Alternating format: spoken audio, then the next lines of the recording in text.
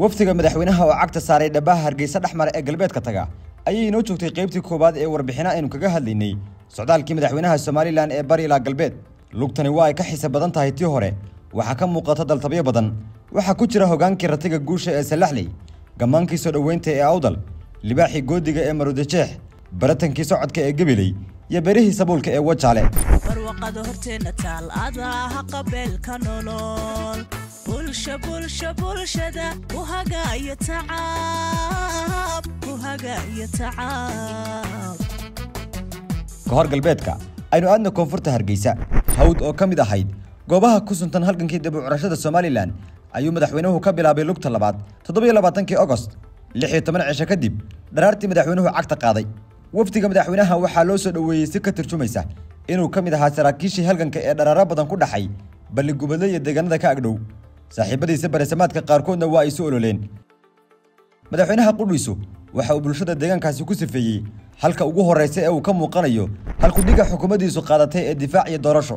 mashaariicda laga hirgeliyay balli gubadle waxa kamid ah xarunta banka dhexe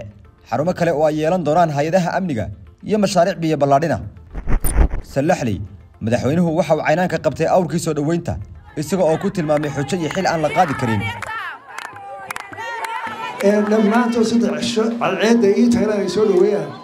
abtiyaal waa xil culus waa wax la qaadi kara ma aha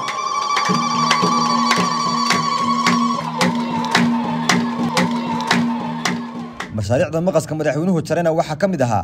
guriga martida jeelka Salaxley iyo hotel casri ah Awdal kolonyada madaxweynaha iyo waftigiisa ayaa u jihaystay dalaya deegaanada hoostaga halkaas oo ay ka bilaabantay soo dhaweynta waftiga ee gobolka Awdal waxna lagu galbiyay gamaan hardaf iyo kadlo ilaa ay gaadheen Boorama ciyaarta sayriiciga oo kamid ah astaamaha uu caanka ku yahay gobolku ayaa qayb ka ahayd madadaalada soo dhaweynta waftiga madaxweynuhu waxa uu Boorama horumarka ka hirgalay ku tilmaamay Dubayda Somaliland wuxuu xariga ka jaray mashaariic ballaaran oo hirgalay iyo kuwa kale oo hilaadoodu u goobjoog ka ahaa waxa ugu weynaa mashruuca dhismaha terminalka garoonka diyaaradaha ee Boorama maktabadda qaranka oo laga hirgeliyay goob aan wax badan ka fogeyn jaamacadda Boorama ballaarinta biyaha magaalada iyo mashaariic ay hirgelisay dawladda hoose ee Boorama maadaama Boorama ay tahay hoyga aqoonta ee geyiga Soomaalidu ay degto oo dhan madaxweynuhu waxa uu ka qayb galay munaasabadda qalin bedelashada ardayda jaamacadda Camuud oo sanadkan kor u dhaaftay 1200 oo aqoon yahan ismaan shaqaynti oo marka shirka lagu qaybinayay arinta joogay baa yiri waxaan ku sheegay madaxweyne dhamuug soo gararmaysa dee berigii dhowr iyo 300 qof baa ahaydeen meesha amar jirteen oo hadduu roobku xidho waa ku noqon karseen magaalada saaxiibada la seexataa iyo hudheelka Hargeysa ka tagtaaba laakiin meesha imika kuma galaya roobkiina waa sidii dhamuugna way sii balaaratay war waxaan iska daayay halka bridge sar dad kararayso aad iyo aad baan ugu maqday xalay baan xusuustay marka roobku ilaacay isku daray ayaan xusuustay Cismaan in looga mahad qafrada ninkii istaagay inuu ahaa isna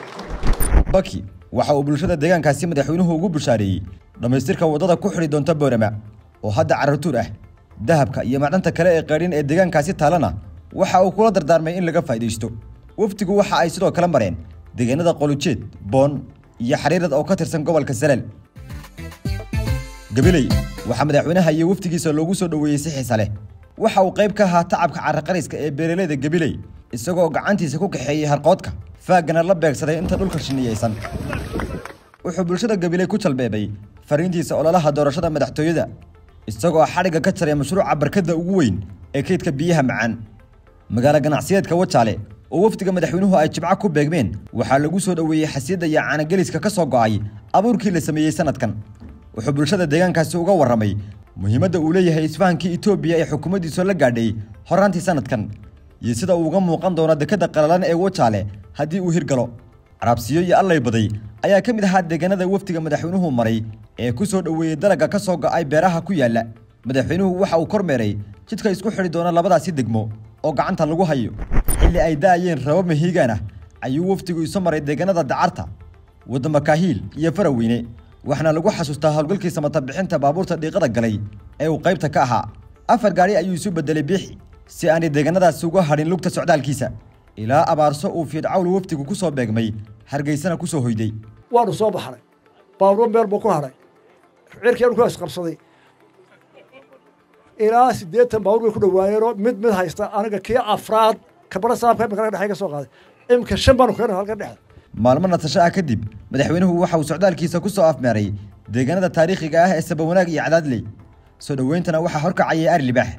madaxweynuhu waxa uu bulshada deegaankaasi ku amaanay taariikhda iyo nidaamka dhaqan ee ay leeyihiin fariintiisa ololahana lama gafin socdaalkani waxa uu la gaar ahaa soo dhaweynta iyo baqanbaqa ee bulshada u muujisay wafdiga madaxweynaha maadaama uu dhulku barwaaqo ahaa horumar badanna uu ka hirgalay sidoo kale amuuraha socdaalka lagu bilay ayaa iyaguna saameyntooda lahaa halyeeygaan doorano hada yegsigeena dhow hogti itiraaf la hubo habsami